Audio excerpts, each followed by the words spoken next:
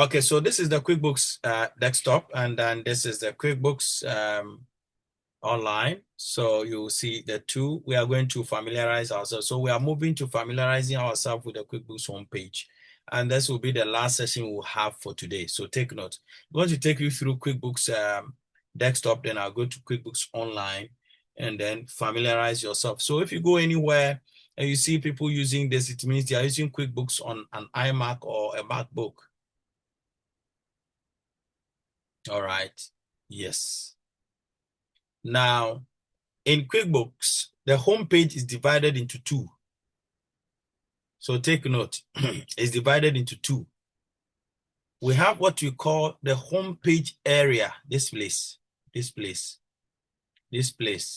homepage area. The homepage area has 5 areas. So this place here, the center here, is called QuickBooks homepage area.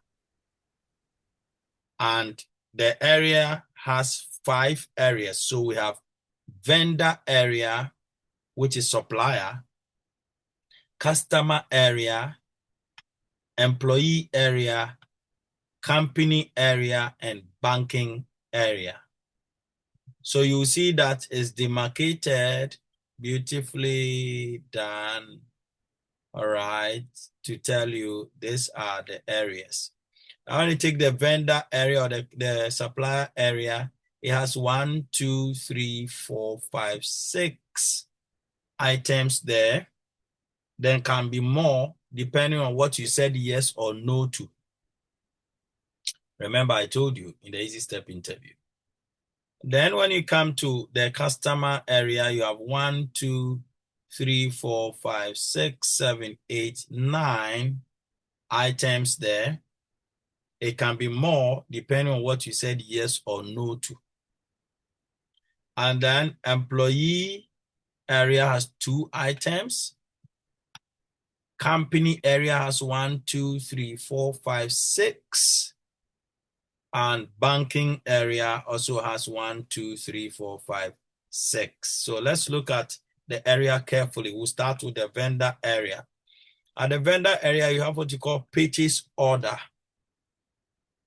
Purchase orders. So this is how the purchase orders windows looks like. And this is where you make all your purchase orders to your vendors. This is where you create all your purchase orders to your vendors. So we call it purchase orders. Then you have enter bill. So this is where you enter the invoices from your suppliers or your vendors. When they bring you a bill, when they bring you invoice, this is where you enter them. If you want to track the bills, you want to track the invoices they bring to you, this is where you record them. We are going to do all of them into details. So I'm just familiarizing yourself with that at this point. So we'll look at it into details. What does this mean and blah, blah, blah, everything. And what it ripple effect on the accounting in the system. So this is where you enter your bill. You see the vendor name must come and those kind of things. All right. Then you have received inventory. So you receive some items, okay, and you want to enter them into the system. And the item came without prices. Now the prices have come, so you come to enter bills against inventory. And you pay bills in QuickBooks. Anytime you enter a bill here at the enter bill, it goes into pay bill. Meaning all entries made here will arrive here. All right, so we're going to look at it into details. We have pay sales tax. What is that? All right, so all the sales tax that you have charged, they will be reporting here. You know how much you are supposed to pay to the government. Now we go to the customer area. These are the things you have there. Estimate, I told you. Pro forma, this is how you create a pro forma invoice. This is how it looks like. So item, description, quantity, cost, class. We'll explain all these things to you. What is class? What is this? You understand them. But this is where you create your pro forma invoice, your estimates. to your client or your customers. Then the almighty invoice. And I've told you invoices are created in QuickBooks when the person is not paying you or the company is not paying your company immediately. They will pay later. So they are debtors, what you call on credit or whatever. It is called invoice in QuickBooks. So this is it. What's the customer name and then everything. We'll come and explain everything. Most of them are similar. So we'll explain one or two. You understand all of them. Then you have statement charges, finance charges. If you have to generate statement, like the way you collect bank statement from the bank and they charge you. All right. If you are supposed to put in some rules to charge customers when they are demanding for their statement, you put all of them here in percentage, in value, and then you can generate the statement for the customer. And I told you, when you create an invoice, you see that there's a line from the invoice to this side. All right. And it's connected to this side and goes into somewhere here. We'll explain everything to you why QuickBooks has done it that way. So let me do just a brief explanation. So if you create an invoice, it stays here. You see the number of invoices I've created, 21. They are overdue. The customers are supposed to pay by now. Now, when they make the payment, I have to come to receive payment. I'll see all the invoices there and I'll clear it. So it has been paid. And when I clear it, money has been received. So I have to issue a receipt for the customer. After issuing the receipt, what do? You have to deposit the money in the bank. So it's beautifully done. We'll look at it into details. So this is where your receipts are created. This is your sales receipt. Beautiful.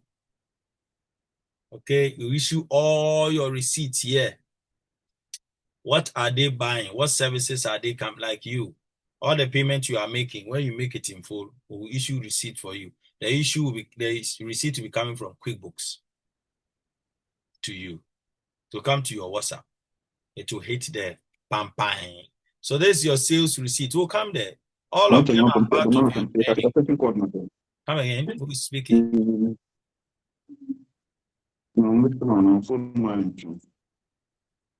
Elias, are you talking to me? Okay. I think he's not speaking to me. All right. Now, you come down, you will see refunds and credit still under customers. And you are talking about when people come and buy something or pay money and they want to return some of the items or they will need a refund. This is where we record it. We'll show you, you understand all of them. Now, you go to the employee area and you will have payroll. Payroll is there. Enter time. The enter time will feed the payroll. All right, great. Now let's go to company area. You have things like chart of account, the almighty chart of account. It will feature big time tomorrow. Chart of account. It will feature tomorrow. So chart of account, and that is the structure of the accounting that you have in the system. All the accounts are there, and we'll discuss it tomorrow. Now, transaction center is where you find all the transactions that have been entered into the system. Items and services is where you enter all the items you sell and you buy, and the services you render and you pay for in the system. Report center is where you generate all the reports that you have in the system. We'll come and look at them. They are part of your training. Adjust quantity on hand. When you are doing inventory, you do inventory as part of your training. So you will see what is adjusting quantity on hand in inventory management. Then reminders. There are so many things you are doing in the system. So at the end of the day, QuickBooks will track some of them to remind you, and you will see. For instance, when I pin my reminder, say reminders list. Money to deposit is 0. There's no money to deposit. All the monies have been deposited. Overdue invoices is 6 million. Sales receipt to print is 400,000. Purchase orders to print is 24,000. Bills to pay is 0. checks to print is 471,000. So you will see invoices and credit memos leads to 6 million.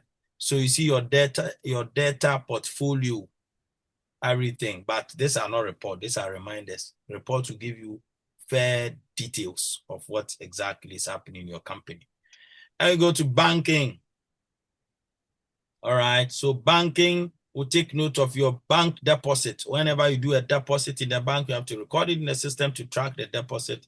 And then writing check. What is it for? Payment, expenses. So please, all expenditure, if it is not a bill that has been entered into the system, you come to write check, write check, write check, write check. All expenses, whether you are buying an asset, whether, so you go through the training, you will see how it is beautifully done for you.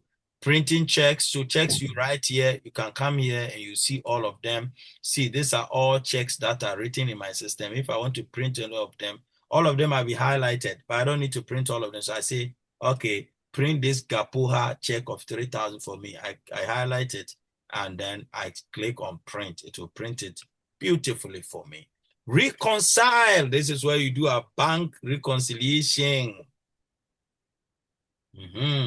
We'll show you. We'll do it. You'll see how it works beautifully. Reconciliation, check register. Take a check from the bank, you register it in the system with all the serial numbers and everything so that when you're issuing the check, you can track which check went out. Enter credit card charges. So if we are using credit card as a company, we must also enter the charges here to track how much is going into that. So this is basically the area. I told you there are two divisions. One is the area. The second one is what you call QuickBooks centers. Centers, and it is up here. Look up here, up here. From here, you see QuickBooks, you see file, edit, list, company, customer, vendors, employee, banking, report, Windows, help, office, special office. All of the things up here, all of them are called centers. The centers have more information than the areas. They are more detailed. They can help you to do more things than the areas. So for instance, take the vendor area. Then we have vendor center up here. You see, click on the vendor center. You see it has 1, 2, 3, 4, 5, 6, 7, 8, 9, 10, 11, 12, 13 items as compared to the area that has 1, 2, 3, 4, 5, 6. So there are more things you can do at the centers than the area.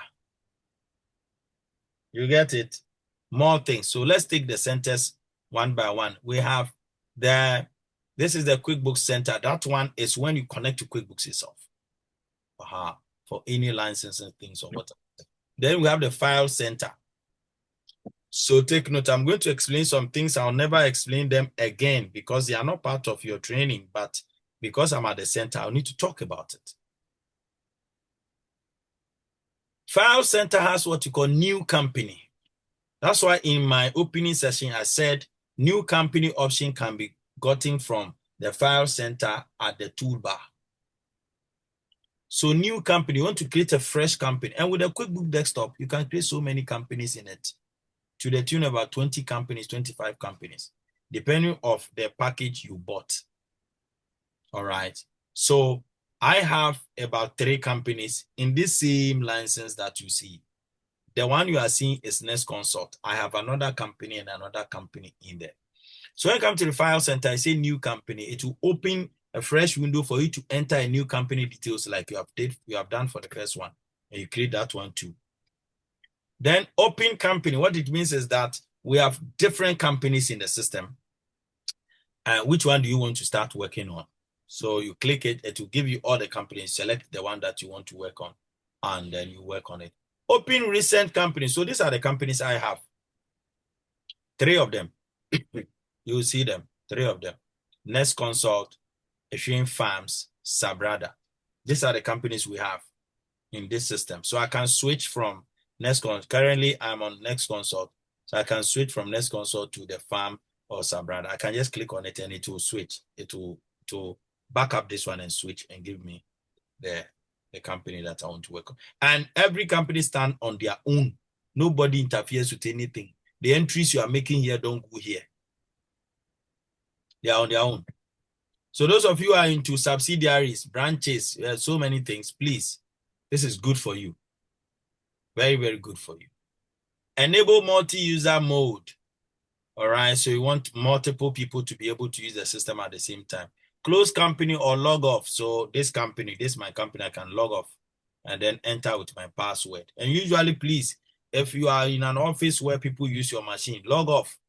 When you close, log off. Log off so that when you come, you log in.